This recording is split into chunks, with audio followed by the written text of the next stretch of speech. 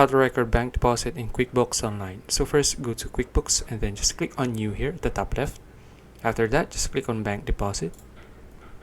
Okay, now from here, just need to select the account, the date, and then the tags, and then choose who you received the deposit from. So I'll just use this one for example, and then select the account. So let's say I'll just select I'll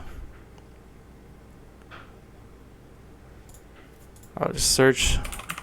I'll just select purchases. Okay, there's no purchases. So for example, I'll just use billable. And then what you need to do here is just select the payment method. So let's say he paid on using cash. And then let's say he paid 50. And then what you need to do is just check all of this if all of the details are right. After that, just click on the drop down here, the arrow, and then just click on save and close. Okay, and there you go. So that's it. If you found this video useful, please like and subscribe for more videos like this. See you in the next one.